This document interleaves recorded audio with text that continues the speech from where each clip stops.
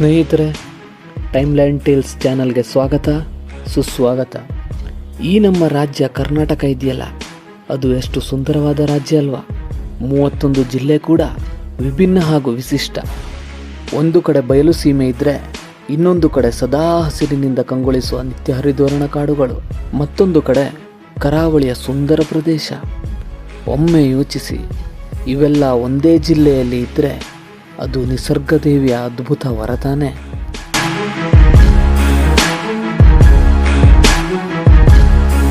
ಇದು ಕರ್ನಾಟಕದ 5ನೇ ಅತಿ ದೊಡ್ಡ ಜಿಲ್ಲೆ.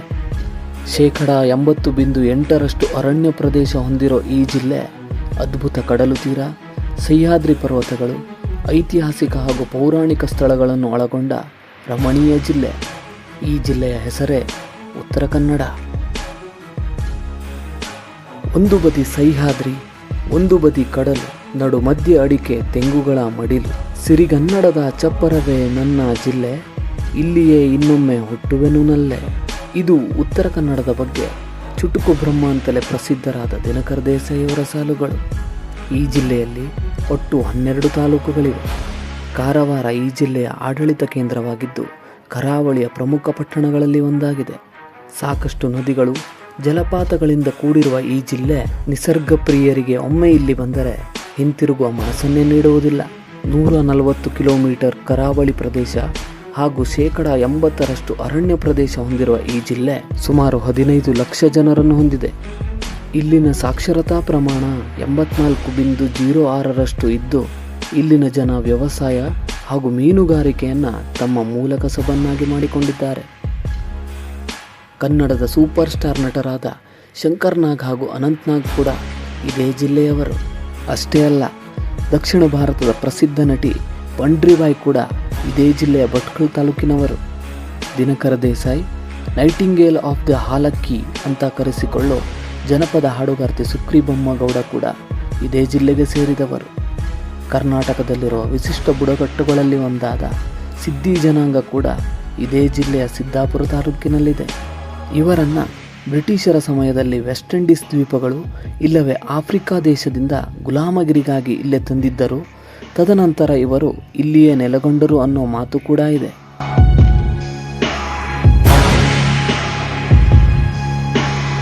ಕನ್ನಡದ ಮೊದಲ ಸಾಮ್ರಾಜ್ಯ ಅಂತ ಕರೆಸಿಕೊಳ್ಳೋ ಕದಂಬರ ರಾಜಧಾನಿ ಬನವಾಸಿ ಕೂಡ ಇರೋದು ಇದೇ ಜಿಲ್ಲೆಯ ಸಿರಸಿಯಲ್ಲಿ. ಇಲ್ಲಿ ಸಾಕಷ್ಟು ಐತಿಹಾಸಿಕ ಹಾಗೂ ಪೌರಾಣಿಕ ಪ್ರಸಿದ್ಧ ಸ್ಥಳಗಳಿವೆ. ಗೋಕರ್ಣ ನಿಮಗೆಲ್ಲ ಗೊತ್ತೇ ಇರುತ್ತೆ. ರಾವಣ ಆತ್ಮಲಿಂಗ ತಗೊಂಡು ಲಂಕೆಡೆಗೆ ಹೋಗಬೇಕಾದ್ರೆ ದೇವತೆಗಳ ಮೋಸದಿಂದ ಆತ್ಮಲಿಂಗವನ್ನು ಇರಿಸಿದ್ನಲ್ಲ, ಅದೇ ಜಾಗ ಗೋಕರ್ಣ. ಭಸ್ಮಾಸುರ ವಿಷ್ಣುವಿನ ಮಾಯೆಗೆ ಸಿಲುಕಿ ತನ್ನನ್ನು ತಾನೇ ಭಸ್ಮ ಮಾಡಿಕೊಂಡಲ್ಲ, ಆ ಜಾಗ ಕೂಡ ಇರೋದು ಇದೇ ಜಿಲ್ಲೆಯ ಕುಮಟಾ ತಾಲೂಕಿನ ಯಾಣದಲ್ಲಿ. ದಕ್ಷಿಣ ಭಾರತದಲ್ಲಿಯೇ ಅತಿ ದೊಡ್ಡ ಜಾತ್ರೆ ನಡೆಯೋದು ಶಿರಸಿಯ ತಾಯಿ ಮಾರಿಕಾಂಬೆಗೆ. ವಿಜಯನಗರದ ಸಾಮ್ರಾಜ್ಯದ ಸಮಯದಲ್ಲಿ ಈ ಜಿಲ್ಲೆ ಒಂದು ಮುಖ್ಯ ವ್ಯಾಪಾರಿ ಕೇಂದ್ರವಾಗಿತ್ತು. ಇಲ್ಲಿನ ಜನರು ಸಮುದ್ರ ಮಾರ್ಗದ ಮೂಲಕ ಸಾಂಬಾರು ಪದಾರ್ಥಗಳನ್ನು ವಿದೇಶಗಳಿಗೆ ರಫ್ತು ಮಾಡ್ತಾ ಇದ್ರು. ಚಾಲುಕ್ಯರು, ರಾಷ್ಟ್ರಕೂಟರು, ಹೊಯ್ಸಳರು, ಮರಾಠರು, ಮೈಸೂರು ಒಡೆಯರ ಆಡಳಿತಕ್ಕೂ ಕೂಡ ಈ ಜಿಲ್ಲೆ ಆಗಿನ ಕಾಲದಲ್ಲಿ ಒಳಗೊಂಡಿತ್ತು. ಬ್ರಿಟಿಷರ ಸಮಯದಲ್ಲಿ ಈ ಜಿಲ್ಲೆಯನ್ನು ಬಾಂಬೆ ಕರ್ನಾಟಕದ ಭಾಗವನ್ನಾಗಿ ಗುರುತಿಸಲಾಗಿತ್ತು. ತದನಂತರ ಕರ್ನಾಟಕ ಏಕೀಕರಣ ಸಮಯದಲ್ಲಿ ಈ ಜಿಲ್ಲೆಯನ್ನು ಕರ್ನಾಟಕಕ್ಕೆ ಸೇರಿಸಲಾಯಿತು.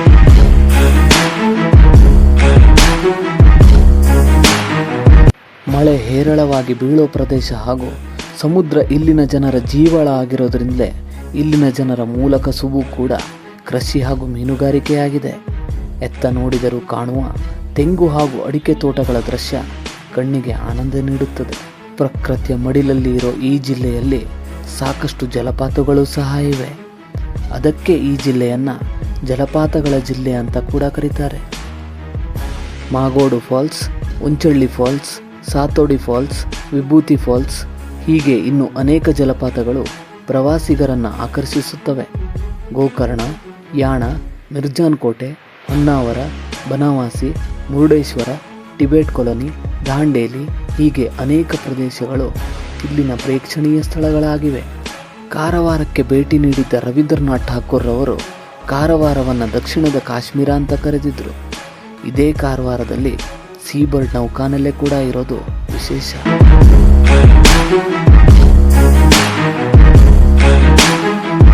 ಗೋವಾ, ಬೆಳಗಾವಿ, ಧಾರವಾಡ, ಹಾವೇರಿ, ಶಿವಮೊಗ್ಗ ಹಾಗೂ ಉಡುಪಿಯನ್ನು ಈ ಜಿಲ್ಲೆ ಗಡಿಯಾಗಿ ಹೊಂದಿದೆ. 10.25 ಲಕ್ಷ ಹೆಕ್ಟರ್ ಪ್ರದೇಶ ಹೊಂದಿರೋ ಈ ಜಿಲ್ಲೆಯಲ್ಲಿ 8.28 ಹೆಕ್ಟರ್ ಪ್ರದೇಶವನ್ನು ಅರಣ್ಯ ಆವರಿಸಿಕೊಂಡಿದೆ. ಇಲ್ಲಿ ಕಾಳಿ, ಅಘನಾಶಿನಿ, ಶರಾವತಿಯಂತಹ ಅನೇಕ ನದಿಗಳು ಸಹ ಹರಿಯುತ್ತವೆ. ಇಲ್ಲಿನ ಜನರಲ್ಲಿ ಕೇವಲ 55% ಜನರ ಮಾತೃಭಾಷೆ ಕನ್ನಡವಾಗಿದೆ. 18% ಜನರು ಕೊಂಕಣಿ ಭಾಷೆಯವರಾದರೆ ಉರ್ದು ಮಾತೃಭಾಷೆಯನ್ನಾಗಿ 12% ಜನ ಮಾತನಾಡುತ್ತಾರೆ. ಹಾಗೆ 9.5% ಜನರು ಮರಾಠಿಯನ್ನು ಮಾತನಾಡುತ್ತಾರೆ. ಕಾರವಾರದಲ್ಲಿ 75% ಜನ ಕೊಂಕಣಿಯನ್ನು ಮಾತೃಭಾಷೆಯನ್ನಾಗಿ ಮಾತನಾಡುತ್ತಾರೆ. ವಿಶಿಷ್ಟ ನಿಸರ್ಗ ಸಂಪತ್ತು, ವಿಶೇಷ ಜನಾಂಗ ಹಾಗೂ ಅದ್ಭುತ ಇತಿಹಾಸ ಮತ್ತು ಪೌರಾಣಿಕವಾಗಿ ಪ್ರಸಿದ್ಧವಾದ ಈ ಜಿಲ್ಲೆಯ ಅಭಿವೃದ್ಧಿ ಬಗ್ಗೆ ಸರ್ಕಾರ ನಿರ್ಲಕ್ಷ್ಯ ತೋರಿಸುತ್ತಾ ಇರೋದು ವಿಷಾದದ ಸಂಗತಿ. ಇದು ಉತ್ತರ ಕನ್ನಡ ಅನ್ನೋ ಸುಂದರ ಜಿಲ್ಲೆಯ ಚಿಕ್ಕ ಪರಿಚಯ.